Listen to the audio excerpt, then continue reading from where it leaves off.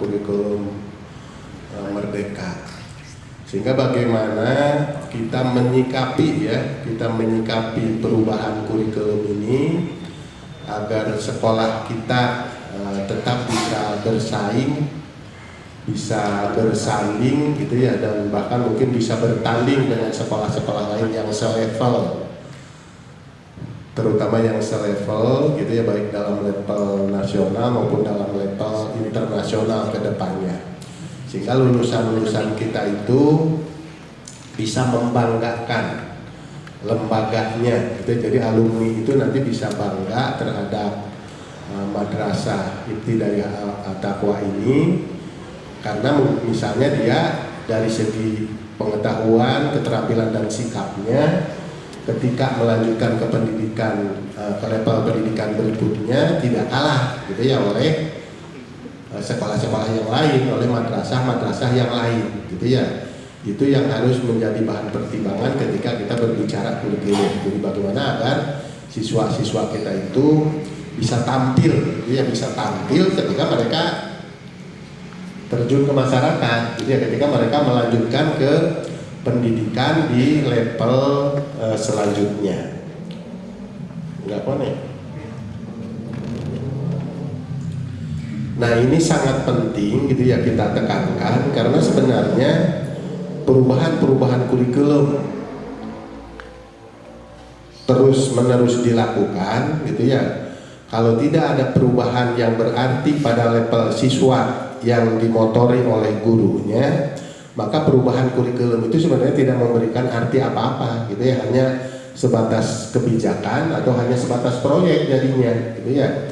Jadi yang harus jadi bahan pemikiran gitu, yang harus jadi bahan pemikiran dalam benak Bapak dan Ibu ketika menyikapi perubahan kurikulum gitu ya, ini bagaimana dampaknya terhadap peserta didik, baik dampak terhadap pengetahuan, terhadap keterampilan maupun terhadap sikapnya, sehingga mereka memiliki pribadi-pribadi yang lebih baik daripada kurikulum sebelumnya. Itu ketika kita melakukan perubahan kurikulum.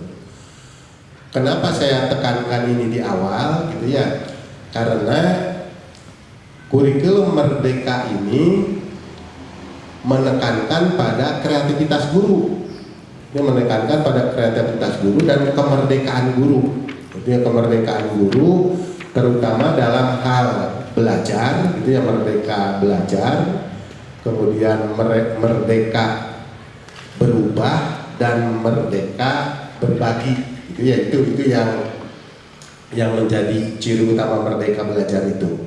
Jadi mandiri belajar, jadi guru-guru itu diharapkan bisa belajar secara mandiri atau merdeka belajar. Kemudian mandiri berubah, gitu ya, melakukan perubahan-perubahan sesuai dengan kebutuhan, dan mandiri berbagi. Jadi apa yang telah kita miliki dibagikan, tidak pelit, gitu ya, dibagikan kepada teman-teman yang lain sehingga bisa bersama-sama melakukan perubahan-perubahan.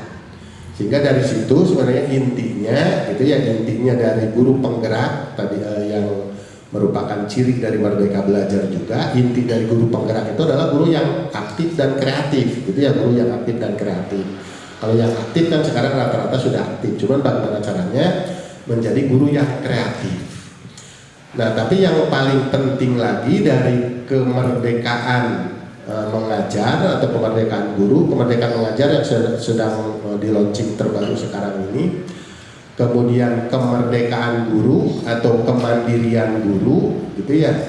Itu yang paling penting yang harus kita pikirkan, bukan bagaimana dampaknya terhadap guru itu sendiri, gitu ya, bukan hanya dampak terhadap guru, tapi bagaimana dampaknya terhadap siswa, gitu ya. Ketika guru mandiri berkreasi, ketika guru mandiri belajar, ketika guru mandiri berubah, ketika guru mandiri berbagi, gitu ya. Nah, bagaimana dampaknya terhadap kegiatan belajar peserta didik? Itu yang lebih penting sebagai tindak lanjut dari kemerdekaan guru yang disebut dengan guru penggerak. Jadi sekarang itu ada guru penggerak, ada kepala sekolah penggerak, ada pengawas penggerak, dan juga ada sekolah penggerak. Jadi kurikulum merdeka ini wajib bagi sekolah penggerak. Itu ya yang harus dipahami dulu di awal.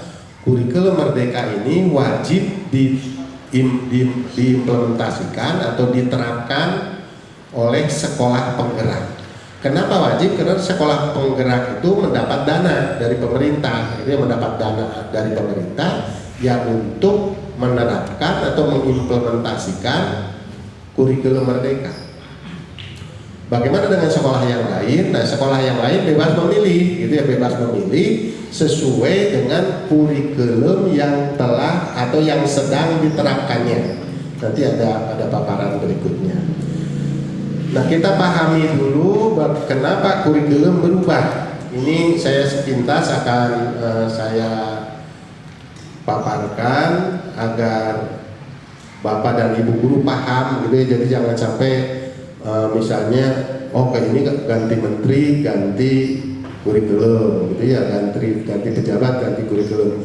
Meskipun gitu ya, biasanya memang bertepatan, gitu, biasanya bertepatan, ganti menteri kemudian ganti kurikulum. Tapi secara keilmuan, gitu ya, atau secara filosofis, kenapa kurikulum berubah? Yang pertama, merespon terhadap dynamic society, gitu ya, jadi perubahan sosial. Jadi ketika masyarakat sudah berubah, maka kurikulum yang harus diubah, itu ya, disesuaikan dengan kebutuhan masyarakat. Jadi sebenarnya satu menteri itu bisa melakukan 2-3 kali perubahan kurikulum kalau memang masyarakat itu terus berubah, gitu ya, terus berubah. Kalau di kita sering disebut ganti menteri, ganti kurikulum, karena pas ganti menteri, gitu ya, mereka mengganti kurikulum jadi pas bertepatan, gitu ya, dan tidak ada menteri misalnya yang melakukan pergantian kurikulum 2 kali, gitu ya. Jadi sehingga dikatakan wah pasti ganti lagi, gitu ya, ini nanti menterinya ganti pasti ganti lagi. Itu sudah pasti. Kenapa? Masyarakatnya sudah berubah. Kemudian yang kedua, continuous improvement. Jadi untuk melakukan perbaikan secara berkesinambungan. Perbaikan apa? Perbaikan terutama perbaikan layanan yang tadi saya katakan, perbaikan layanan kepada peserta didik. Sehingga peserta didik itu semakin hari semakin nyaman belajar, dibimbing oleh guru-guru yang juga nyaman mengajar, gitu ya. Itu perubahan itu harus terus-menerus dilakukan dari hari ke hari, terutama melalui mengubah cara mengajar, mengubah pendekatan pembelajaran, mengubah metode mengajar, mengkreasikan media pembelajaran, sehingga terjadi proses pembelajaran yang menyenangkan, di mana ya siswa senang, guru juga senang, gitu ya, tanpa terasa tujuan bisa dicapai oleh peserta didik. Nah, kemudian alasan yang ketiga kenapa kurikulum berubah, development of science and technology. Jadi ini perkembangan ilmu pengetahuan dan teknologi. Jadi kalau ilmunya sudah berubah, gitu ya, pengetahuannya sudah berubah, otomatis kurikulum harus berubah. Jadi jangan sampai misalnya dalam ilmu sosial, gitu ya, atau dalam IPA. Dalam IPA itu planet itu kan terus berubah, gitu ya. Ada yang bertambah, ada yang hilang, atau ada yang berkurang. Nah, jangan sampai guru mengajarkan tidak mengikuti perubahan itu, gitu ya. Nah, untuk bisa melakukan perubahan-perubahan itu maka harus dilakukan perubahan kurikulum. Kemudian yang keempat, fokus on customer oriented. Jadi berorientasi pada kebutuhan pelanggan atau kebutuhan masyarakat. Sebenarnya masyarakat itu memerlukan apa dari sekolah? Masyarakat memerlukan apa dari lulusan-lulusan suatu sekolah? Itulah yang harus diberikan oleh sekolah, itu yang harus diberikan oleh guru-guru, kepala sekolah beserta pengawas melalui pembelajaran yang dengan sendirinya memerlukan perubahan kurikulum ketika memerlukan perubahan terhadap kebutuhan customer atau kebutuhan masyarakat. Kemudian yang kelima, organisasional atau school accountability. Jadi merupakan perubahan kurikulum itu juga merupakan pertanggungjawaban sekolah, gitu ya. Pertanggungjawaban sekolah baik kepada masyarakat maupun kepada pemerintah. bahwa sekolahnya selalu mengikuti perkembangan atau selalu update gitu ya, sesuai dengan kebutuhan, baik kebutuhan pemerintah maupun kebutuhan masyarakat. Dan yang terakhir ini berkaitan dengan efisiensi dan efektivitas. Masalah efisiensi dan efektivitas itu sejak tahun 70-an menjadi masalah pendidikan nasional yang sampai sekarang belum terpecahkan atau belum ditemui bagaimana caranya memberikan pendidikan yang efektif dan efisien kepada masyarakat. Ya, bagaimana caranya agar pendidikan ini memberikan hasil yang optimal. Gitu ya. Kenapa? Karena di Indonesia sekarang biaya yang dianggarkan atau anggaran pendidikan yang dianggarkan dari APBN itu sudah sangat tinggi. Tapi hasilnya, gitu ya, hasilnya kalau dibandingkan dengan anggaran yang dianggarkan itu belum menunjukkan hasil yang optimal. Terutama apabila dilihat dari keberhasilan siswa ketika dia bertanding baik dalam level nasional gitu ya, baik dalam level internasional, ASEAN maupun di Asia, Asia maupun level ASEAN. Misalnya contohnya dalam PISA gitu ya, dalam PISA itu Indonesia masih sangat rendah. PISA itu perlombaan siswa dalam level internasional, khususnya dalam hal IPA gitu ya, dalam MIPA, kemudian STEM, science, teknologi, engineering, dan matematik. Itu kita selalu kalah, bahkan selalu berada di 5 ranking terbawah siswa-siswa kita itu. Oleh karena itu ini harus menjadi perhatian bagaimana caranya agar ke depan siswa-siswa kita itu bisa tampil dalam level internasional. Kemudian berikutnya, ketika kita bicara tentang pendidikan, ini dulu sudah dibicarakan dulu ya, belum kalau tidak salah. Karena dulu kita lebih fokus pada perubahan otak ya, kalau tidak salah perubahan otak kiri ke otak kanan dulu yang lebih penting, dan sekarang juga sebenarnya masih basicnya masih itu.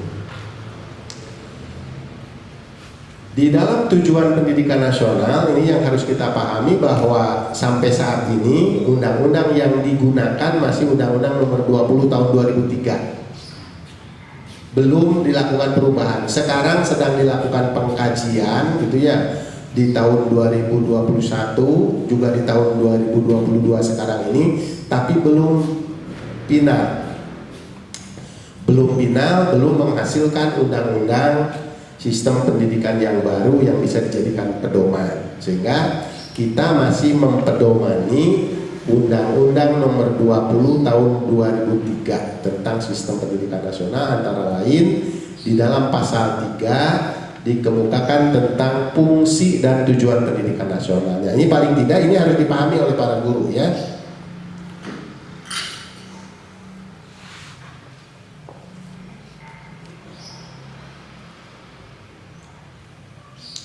Saya tidak akan mengajari apa itu fungsi dan tujuan pendidikan nasional, tapi saya ingin menegaskan bahwa yang ditanda merah itu, gitu ya, baik pada fungsi maupun pada tujuan pendidikan nasional, itulah yang harus ditekankan kembali dalam implementasi kurikulum dan pembelajaran, termasuk dalam kurikulum merdeka. Dan ini juga yang ditekankan di dalam kurikulum 2013. Kenapa? Karena itu yang bermasalah sampai sekarang, gitu ya. Sejak undang-undang itu diterbitkan pada tahun 2003, disitulah masalah kita. Di yang merah itu merah ya, bisa dilihat tandanya merah ya, jelas. Jadi di dalam fungsi, misalnya di dalam fungsi itu yang ditandai ada 3 hal, yakni kemampuan. Seperti tadi saya kemukakan bahwa kemampuan anak-anak kita itu masih rendah, dan ini sekaligus gitu ya juga mewarnai kemampuan masyarakat kita itu secara umum masih rendah jika dibandingkan dengan kemampuan masyarakat lain dalam level internasional. Bahkan dalam level Asia maupun dalam level ASEAN. Gitu ya, dalam level ASEAN alhamdulillah sepak bola sudah bisa bicara, bisa sepak bola anak-anak. Tapi di yang lainnya kita masih kalah. Terutama dalam hal penggunaan tenaga kerja. Misalnya, kenapa kemampuan kita dikatakan rendah? Ketika orang asing datang ke Indonesia, itu rata-rata menjadi leader atau menjadi chief manager. Itu ya, jadi memegang peran-peran penting di perusahaan-perusahaan yang ada di Indonesia. Saudara boleh cek ya, misalnya perusahaan ini itu siapa yang pegangnya, gitu ya. Itu rata-rata orang asing yang datang ke Indonesia. Sebaliknya, ketika orang Indonesia mencari pekerjaan di luar, itu tidak lagi memegang peranan-peranan penting atau di level-level penting, gitu ya. Tapi yang dikenal ke sana itu dengan tenaga kerja Indonesia, biasanya posisinya ya jadi, kalau tidak jadi pembantu rumah tangga, jadi sopir. Level yang agak terhormat sekarang adalah level yang dipegang oleh perawat. Jadi ada beberapa perawat yang berangkat ke sana untuk bekerja, gitu ya, misalnya di Thailand atau di Cina. Nah, itu level yang agak penting. Yang lainnya kebanyakan menjadi tenaga pembantu rumah tangga, TKI itu, gitu ya, atau supir. Makanya dikenal ketika mendengar TKI itu kan di dalam benaknya itu sudah ada gambaran, gitu ya, TKI. Gitu. Di dalam benak kita itu sudah ada gambaran ketika kita mendengar, oh itu TKI, gitu. Jadi kalau di bandara gitu atau di mana, oh itu TKI, gitu. Jadi di dalam pikiran kita saja sudah terbayang, gitu ya, bahwa itu mereka pembantu rumah tangga yang bekerja di luar atau supir-supir gitu yang bekerja di luar. Tidak ada bayangan, oh itu TKI berarti mereka menjadi manajer perusahaan di luar negeri, kan tidak ada bayangan gitu. Dalam benak kita saja, gitu ya, dalam benak secara umum. Nah, ini yang harus diperbaiki. Jadi bagaimana melalui pendidikan ini kita bisa meningkatkan kemampuan masyarakat melalui kemampuan peserta didik yang kita didik, yang menjadi tanggung jawab kita. Kemudian yang kedua yang ditanda merah itu watak. Watak ini juga sekarang semakin dipertanyakan. Watak orang Indonesia, kalau dulu ada istilah watak ketimuran. Pernah dengar ya watak ketimuran? Yang bagaimana watak ketimuran? Ayo kita agak interaktif. Watak ketimuran, ramah tamah, kemudian beda dengan remeh temeh ya. Jadi ramah, sopan, kemudian gotong royong, gitu ya. Itu dikenal dengan watak ketimuran. Sekarang watak itu, gitu ya, perlu dihidupkan kembali dan perlu ditekankan kembali. Nanti di akhir ada tayangan bahwa kita harus kembali ke ajarannya Ki Hajar Dewantoro, gitu ya, untuk memperkuat watak yang sekarang hampir hilang. Kenapa ditandai hampir hilang? Misalnya kalau dulu yang disebut dengan istilah perkelahian itu adalah perkelahian antar pelajar.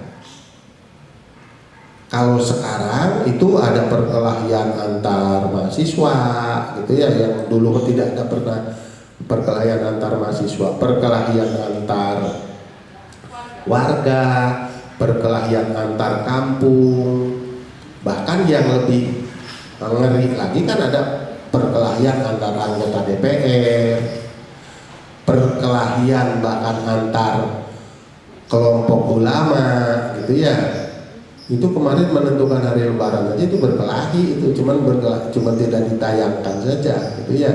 Jadi itu berkelahi, tidak mau bersatu gitu kan, begitu. Itu yang terjadi dengan watak bangsa Indonesia. Sehingga bagaimana kita menguatkan kembali watak ini melalui pendidikan.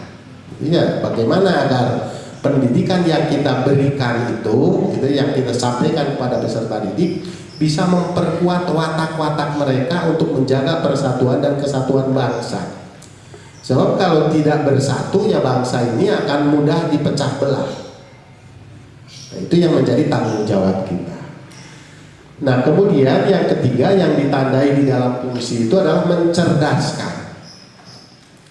Disinyalir bangsa Indonesia juga belum cerdas dibandingkan dengan sumber daya alam yang dimilikinya. Indonesia itu terkenal sumber daya alamnya memiliki kekayaan yang sangat tinggi, baik di darat, di laut maupun di udara. Sehingga dulu pernah ada lagu tongkat kayu dan batu jadi tanaman, itu di Indonesia. Beda dengan di luar gitu ya. Cuman masalahnya tanah yang subur makmur ini gitu ya, sumber-sumber daya alam yang dimiliki ini tidak dikelola dengan baik oleh bangsa Indonesia. Padahal di dalam pasal 33 gitu ya, kalau tidak salah nanti dicek lagi, pasal 33 Undang-Undang Dasar 1945 itu dikatakan bumi, air, dan kekayaan alam yang terkandung di dalamnya dikuasai oleh pemerintah dan didaya gunakan untuk sebesar-besarnya kemakmuran rakyat. Pertanyaannya, kenapa di Indonesia masih banyak masyarakat yang miskin? Itu ya, bahkan sekarang jumlahnya semakin bertambah. Ini jawabannya karena masyarakat Indonesia belum cerdas dalam mengelola sumber daya alam untuk sebesar-besarnya kepentingan rakyat. Makanya bagaimana caranya melalui pendidikan ini kita bisa menciptakan atau kita bisa mengkreasi agar siswa-siswa ini menjadi calon-calon anggota masyarakat yang cerdas, yang siap mengolah, yang nanti gitu ya ketika sudah bekerja siap mengolah sumber-sumber daya alam yang kaya raya ini bukan untuk dirinya, bukan untuk kelompoknya, tapi untuk sebesar-besarnya kemakmuran rakyat. Itu yang cerdas. Itu ya, kalau sekarang disinyalir bahkan diakui oleh masyarakat kita, oleh pimpinan-pimpinan kita bahwa kekayaan alam yang kita miliki itu baru dinikmati oleh 10% saja bangsa Indonesia. Bahkan sekarang yang lagi rame adalah banyak perkebunan kelapa sawit gitu ya, yang dikelola oleh pribadi padahal tanahnya tanah negara. Sehingga kemarin kita kehabisan minyak, padahal di Indonesia banyak kebun kelapa sawit. Kan tidak lucu. Ini kenapa? Karena sebagian besar masyarakat Indonesia tidak cerdas, gitu ya, tidak cerdas, hanya mementingkan dirinya dan mementingkan kelompoknya, tidak mementingkan rakyat Indonesia secara keseluruhan. Jadi banyak yang cerdas, gitu ya, banyak. Kalau dilihat dari kuantitasnya saja, tapi ketika dibandingkan masih kurang. Jadi di Indonesia itu kalau 10% masyarakat Indonesia itu cerdas, maka 10% itu dari 260 juta jiwa. Jadi hanya ada 26 juta saja. Sisanya yang 224 juta itu kurang cerdas. Sehingga bagaimana ke depannya itu ya, yang cerdas ini semakin bertambah sehingga sumber daya alam yang kita miliki, sumber daya alam yang memiliki di mana-mana, di darat, di laut maupun di udara, itu bisa dikelola dengan baik. Itulah yang harus jadi pemikiran, bahan pemikiran kita para guru. Bagaimana caranya agar siswa-siswa ini bisa menjadi siswa-siswa yang cerdas kelak, itu ya, bisa terjun ke masyarakat, mengelola sumber-sumber daya alam yang kita miliki untuk sebesar-besarnya kemakmuran rakyat, sehingga tidak lagi banyak masyarakat yang miskin, gitu ya, tidak lagi banyak pengangguran di Indonesia. Nah, kemudian ini kita masuk ke kurikulum ya. Jadi tadi pengantarnya implementasi kurikulum. Ini sekarang ini saya gambarkan berada di persimpangan. Kenapa berada di persimpangan? Bapak dan Ibu bisa lihat bahwa perubahan besar-besaran dalam kurikulum ini terjadi pada saat perubahan kurikulum berbasis kompetensi tahun 2003 atau tahun 2004 gitu ya. Itu sangat dikenal. Jadi guru-guru bahkan masyarakat pada waktu itu gitu ya, terjadi perubahan ke kurikulum berbasis kompetensi, sangat antusias dan sangat perhatian, dengan harapan gitu ya, dengan kurikulum ini bisa melahirkan lulusan-lulusan yang kompeten atau lulusan-lulusan yang memiliki kompetensi yang tinggi, yang tadi kaitannya dengan kecerdasan, sehingga mereka menjadi masyarakat yang cerdas, yang siap mengolah sumber-sumber daya alam yang kita miliki. Kemudian kurikulum ini gitu ya tidak bertahan lama, maka dilakukan penyempurnaan, namanya menjadi kurikulum tingkat satuan pendidikan, yang di dalamnya ada penekanan terhadap karakter, sehingga mulai KTSP ini sudah menekankan pada pembelajarannya, sudah menekankan di samping pada kompetensi juga pada karakter. Dan dari kurikulum tingkat satuan pendidikan ini kemudian berubah lagi, gitu ya, ini agak lama berubahnya, pada tahun 2013 menjadi kurikulum 2013 yang juga penekanannya melanjutkan apa yang telah digariskan di dalam KTSP, menekankan pada sikap atau karakter dan kompetensi. Jadi kurikulum 2013 itu berbasis kompetensi dan juga berbasis karakter. Namun sesuai dengan namanya, kurikulum 2013, kurikulum inisial, itu ya tidak bertahan lama. 13 gitu ya, namanya 13. Jadi tidak bertahan lama, maka dilakukan revisi. Yang revisi ini di dalam kurikulum Merdeka kurang dimunculkan, gitu ya, kurang diakui, karena mungkin revisinya tidak terlalu berarti, padahal menghabiskan dana yang cukup banyak. Nah, di antara kurikulum 2013 dan kurikulum 2013 revisi ini lahirlah apa yang disebut dengan kurikulum prototip. Kurikulum prototip ini juga masih di persimpangan antara kurikulum yang disebut dengan kurikulum Merdeka dengan kurikulum darurat yang sempat dikeluarkan oleh pemerintah. Ya, jadi ada surat keputusannya kurikulum darurat, yakni penyederhanaan dari kurikulum 2013 disesuaikan dengan pembelajaran pada saat pandemi. Jadi ketika pandemi kita sempat punya kurikulum tapi tidak rame, gitu ya, tidak rame disosialisasikan karena memang kesempatan untuk sosialisasinya juga tidak ada.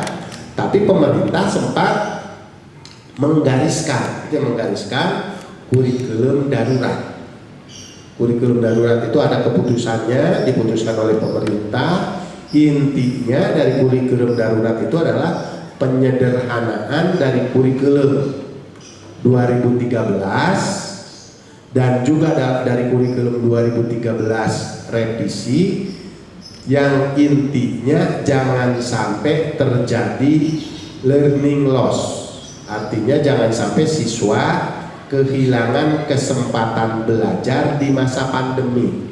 Maka guru diberikan kesempatan untuk melakukan pembelajaran dengan berbagai mode, dengan berbagai cara, dengan berbagai strategi. Pokoknya bagaimana caranya sesuai dengan karakteristik peserta didik dan sesuai dengan kondisi lingkungan, bagaimana caranya agar pembelajaran tetap dilaksanakan, bagaimana caranya agar siswa tetap belajar, dan pilih materi-materi yang penting dari kurikulum 2013 maupun kurikulum 2013 edisi revisi. Itulah yang disebut kurikulum darurat. Waktu itu dan sampai sekarang juga masih ada sekolah-sekolah yang menggunakan kurikulum darurat, walaupun mereka tidak sadar dengan kurikulumnya gitu ya, tapi sudah otomatis melakukan perubahan terhadap pembelajaran.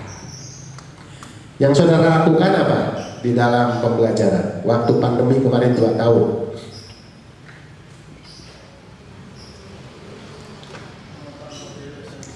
Silakan biar tidak monoton ya, interaktif.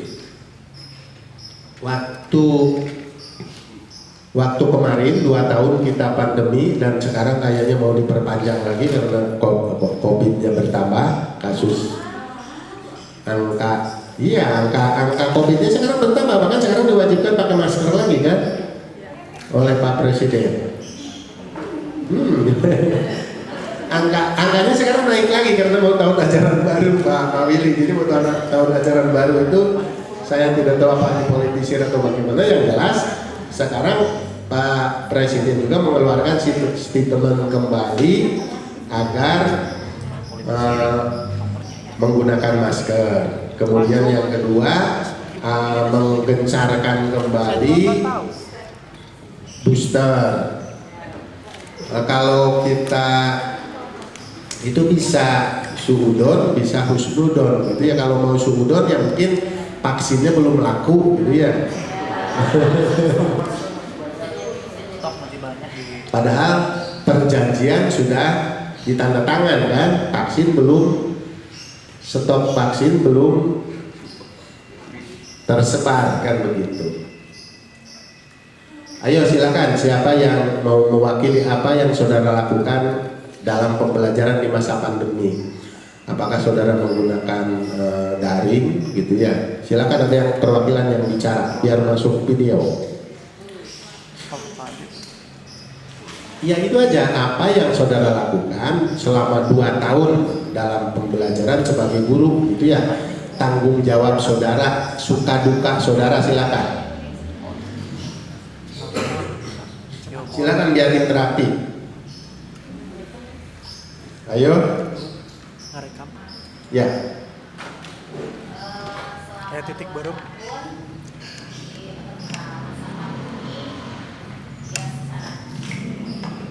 Selama 2 tahun ketika pandemi, kebetulan kalau di sekolah ini kita daring kan Pak ya.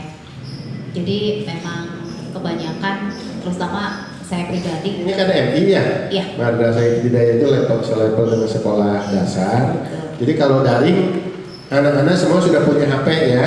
Betul. Jadi anak-anak ada yang pakai HP, ada yang pakai laptop gitu ya. Jadi kebanyakan kita menggunakan medianya itu kadangkala kita Zoom gitu ya, kita suka Zoom. Kemudian ada juga kita membuat video pembelajaran. Jadi kita jadi artis gitu Pak, ngadang-ngadang gitu. Jadi pakai itu. Kemudian kurikulum yang kita pakai juga ya otomatis kita menyederhanakan itu pakai kurikulum darurat itu, karena tidak mungkin semua pembelajaran itu kita langsung inikan gitu dengan kondisi anak-anak di rumah, kita juga di rumah gitu kan. Nah yang kami lakukan tuh rata-rata seperti itu. Di daring pakai Zoom. Ada yang kunjungan ke rumah? Saudara berkunjung ke rumah? Tidak diizinkan oleh siapa? Orang tua tidak mengizinkan untuk ada kunjungan ke rumah, karena harus bekerja sama. Jadi saudara yakin bahwa siswa itu belajar atau tidak kan harus ada komunikasi dengan orang tua. Komunikasi dengan orang tuanya bagaimana? Sebulan sekali, jadi kami ada berupa berkas-berkas LKPD. Nah, kami itu setiap pergantian bulan atau tema mendatangkan orang tua ke sini gitu. Jadi sambil menginformasikan anaknya di rumah juga.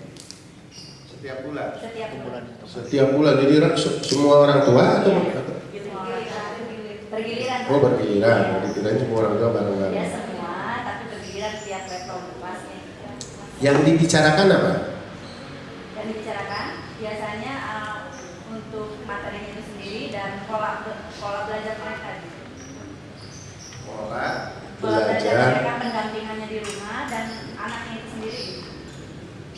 Iya. Perkembangan di rumah. Ada tidak siswa yang tidak belajar di rumah? Terus yang tidak belajar, bagaimana saudara memperlakukan anak-anak yang tidak belajar di rumah? Apa yang saudara lakukan? Ketika menghadapi ternyata anaknya itu HP ada tapi dipakai mainan, atau mungkin ada juga yang tidak yang semua tidak punya HP ya, artinya punya HP Android, karena untuk belajar harus menggunakan HP Android juga kan untuk bisa Zoom itu.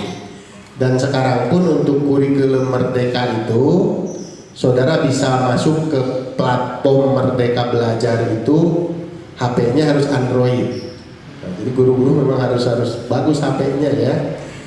Jadi kalau saudara tidak bisa masuk ke platform Merdeka Belajar atau ke platform guru penggerak, maka saudara cek HP-nya, jangan-jangan tidak sesuai ya, jangan-jangan belum Android. Yang pertama harus Android, yang kedua levelnya juga harus level 5 ke atas Androidnya.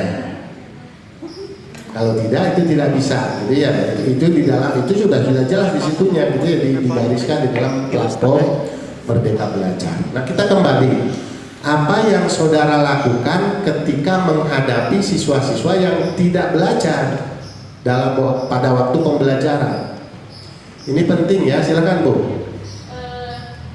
Sebetulnya Pak, untuk kelas saya pribadi kan alhamdulillah semua bisa mengikuti ya Pak ya, walaupun ada hambatan anak-anak yang bangun terlambat yang seperti itu. Tapi saya memperhatikan juga rekan-rekan saya gitu, ketika ada anak yang istilahnya kurang kerjasama ya, hambatan belajar yang seperti yang Bapak sebutkan tadi. Saya perhatikan ada yang kunjungan ke rumah gitu dengan perjanjian orang tua gitu. Ya waktu itu siapa? Ya ada beberapa gitu. Atau Tadi katanya tidak boleh. Banyak kalau keseluruhan ya Pak, tapi ada juga. Ada beberapa gitu ya yang khusus itu kasuistik ya diperbolehkan gitu. Jadi datangi ke rumahnya. Atau misalnya ada didatangkan juga ke sekolah 1 atau 2 orang rumah. Iya, didatangkan siswanya. Iya. Kemudian bisa belajar. Kalau dengan bimbingan ibu gurunya ya insya Allah gitu ya bisa, karena sebetulnya kalau di kita itu permasalahannya anak-anak kan ada yang tidak semuanya HP-nya pegang sendiri-sendiri kalau kelas kecil gitu Pak. Kita kan pribadi kelas kecil ya. Kalau kelas besar kan sudah bisa mengoperasikan HP-nya sendiri. Kelas besar itu maksudnya kelas tinggi. Kelas tinggi ya, kalau kelas 1 atau kelas 2 kan masih sangat tergantung dengan gadget dari orang tua. Jadi yang belajar orang tuanya. Disiapkan medianya. Enggak, ibu jujur saja gitu, yang belajar itu anaknya atau orang tuanya? Orang tua biasanya. Kalau saudara beri PR misalnya gitu ya, itu yang mengerjakan itu anaknya atau orang tuanya? Anaknya. Benar. Kasusnya tapi ada juga yang orang tuanya tapi sebagian kecil. Tapi kan kelihatan ya Pak ya kalau misalkan orang tua yang mengerjakan mah gitu.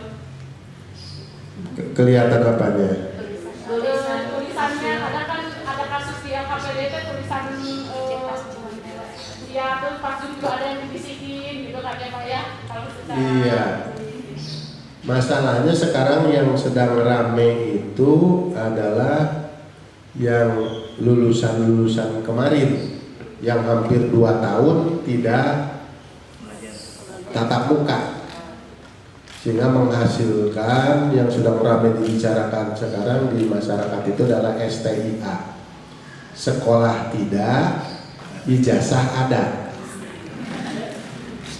Jadi sekolah tidak, ijazah ada. Ternyata ketika mereka melanjutkan ke pendidikan, ini yang SMA ya, mungkin juga ketika yang madrasah ibtidaiyah, mereka ketahuannya ketika mereka sudah lanjut ke madrasah sanawiyah atau ke SMP, mereka tidak bisa mengikuti pembelajaran dengan baik, sehingga ada tanda tanya. Jadi tanda tanya pada level sekolah berikutnya, termasuk di SMA, kemudian termasuk juga di perguruan tinggi ketika semester pertama.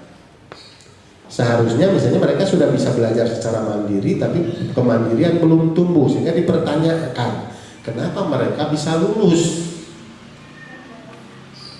Ya, kenapa mereka bisa lulus? Itu ya, padahal dari segi pengetahuan belum sampai, sehingga lahirlah tadi apa yang disebut dengan STIA, sekolah tidak, ijazah ada. Sehingga pertanyaan berikutnya, apa yang saudara lakukan ketika meluluskan siswa?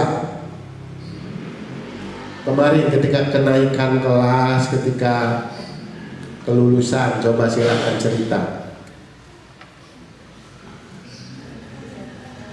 Ayo, mungkin dari bapak-bapaknya.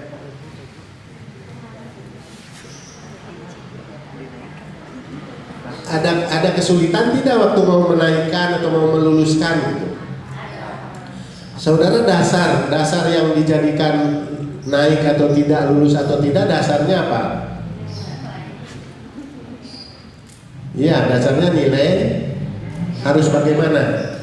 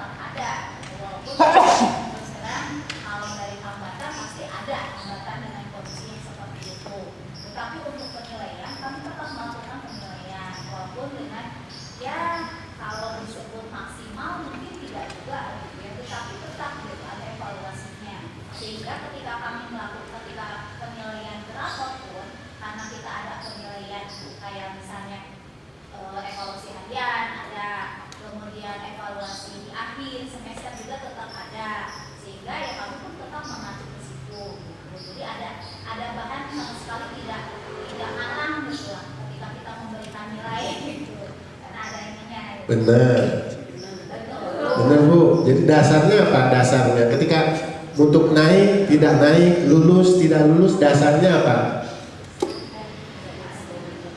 Tadi apa? KKM. Dasarnya KKM bahwa siswa tetap harus melewati kriteria apa KKM itu? Kriteria ketuntasan minimal. Itu cara merumuskannya bagaimana? Coba bapak-bapaknya, cara merumuskannya bagaimana? Karena KKM ini terus gitu ya, tetap berjalan di kurikulum Merdeka juga.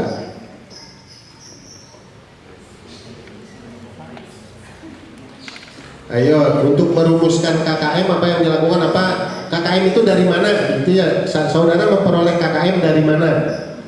Apa dari Pak Kepala Sekolah atau dari Ketua Yayasan? Udah pokoknya KKM-nya matematika sekian gitu. Ayo, ini kan harus mandiri di dalam kurikulum Merdeka itu harus mandiri ya, harus siap.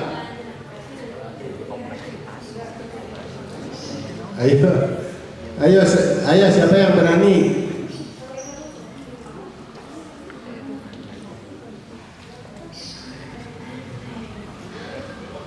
Ya.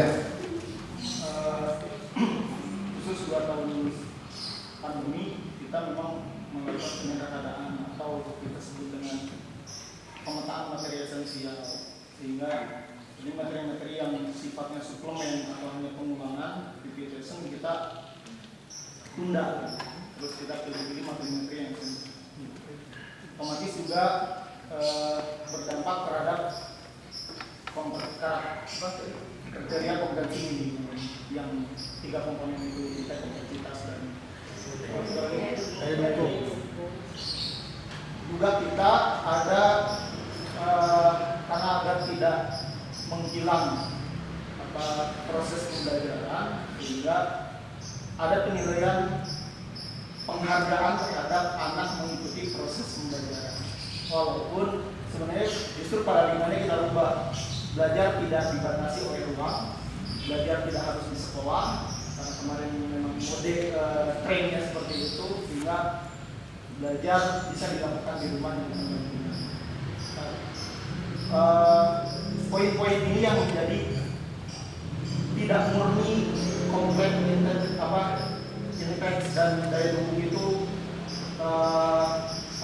menjadi hal yang utama, karena ada hal pendukung yang lainnya yang menjadi poin-poin penilaian baik untuk kenaikan dan kelulusan pada 2 tahun yang lalu, sehingga ya guru tidak bisa memastikan bahwa pengetahuan 100% didapatkan oleh siswa, karena memang ya tidak ngobrol alam ya Pak, karena komunikasi kita terbatas, pengawasan kita terbatas, kontrol itu terbatas.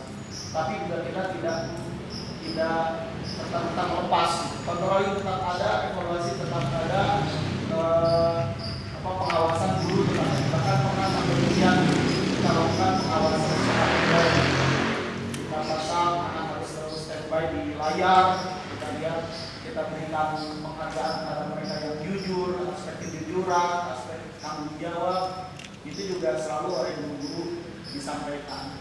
Makanya tadi juga ada pengumpulan LKPD setiap bulan sekali, ada komunikasi. Sebenarnya ada program konsultasi belajar juga untuk siswa-siswa yang kesulitan belajar di rumah.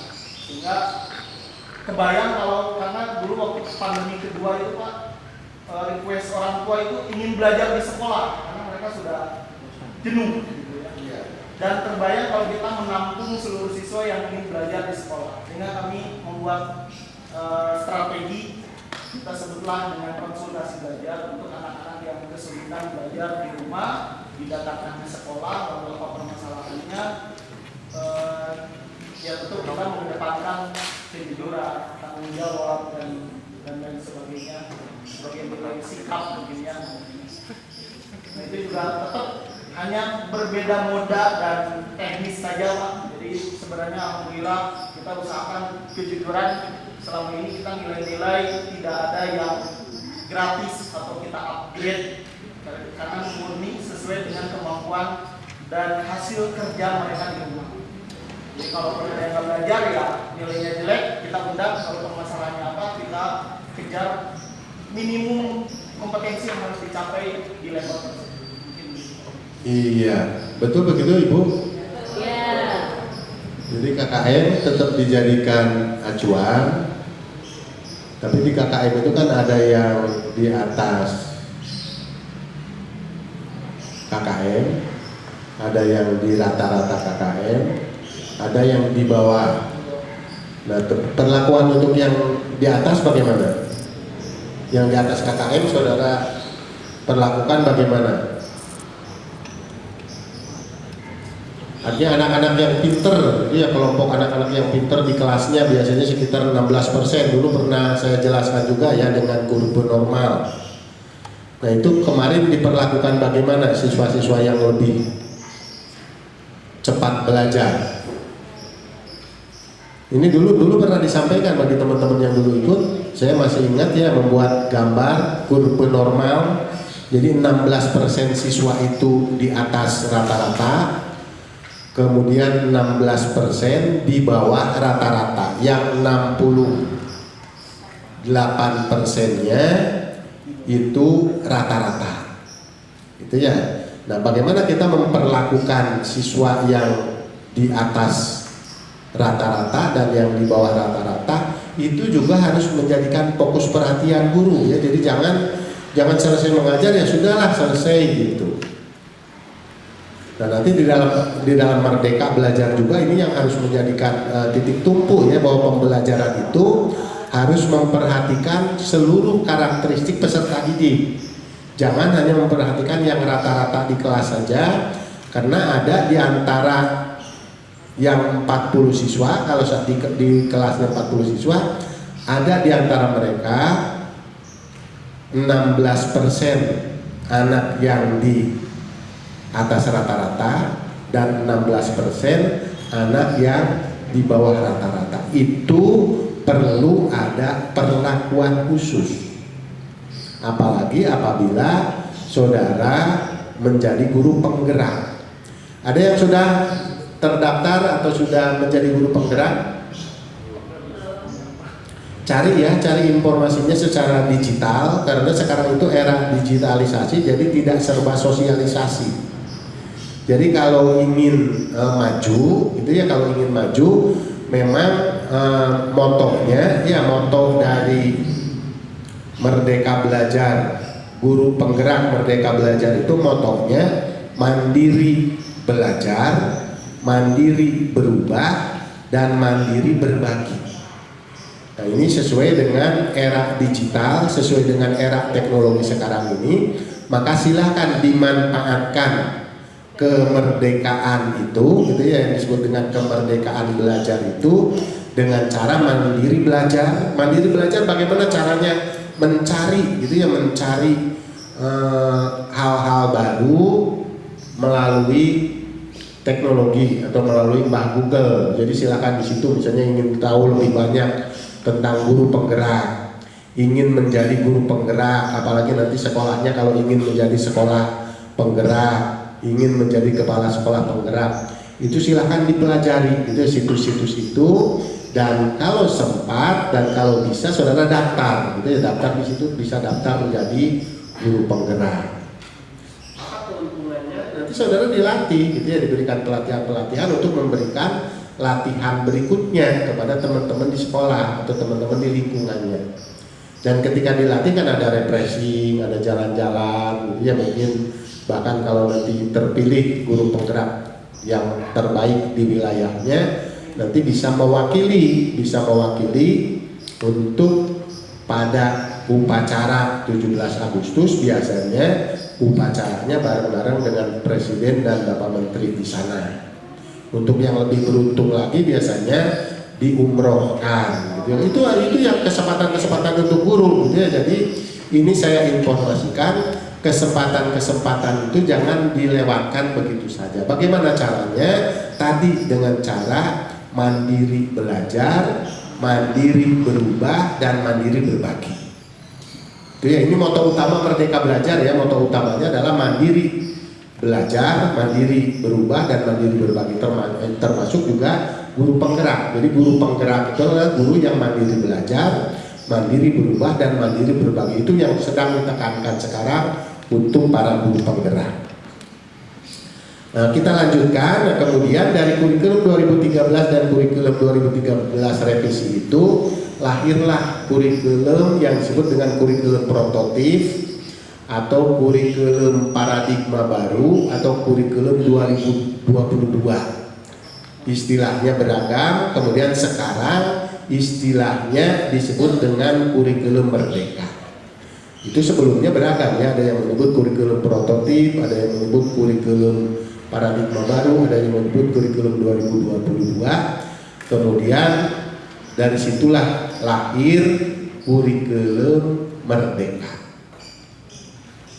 Kurikulum merdeka ini wajib ya, sekali lagi tadi saya katakan wajib diterapkan di sekolah-sekolah merdeka, di sekolah-sekolah penggerak.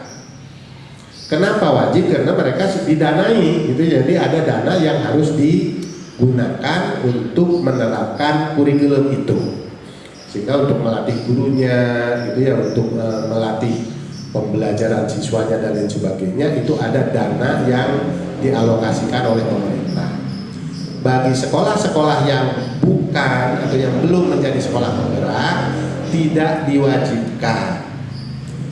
Sehingga alternatifnya yang pertama untuk sekolah-sekolah yang bukan sekolah penggerak boleh menggunakan kurikulum yang sedang digunakan pada saat tahun berjalan. Jadi kalau saudara sekarang menggunakan KTSP, ya saudara masih silakan diperbolehkan melanjutkan kurikulum KTSP sampai nanti siap mengimplementasikan kurikulum Merdeka.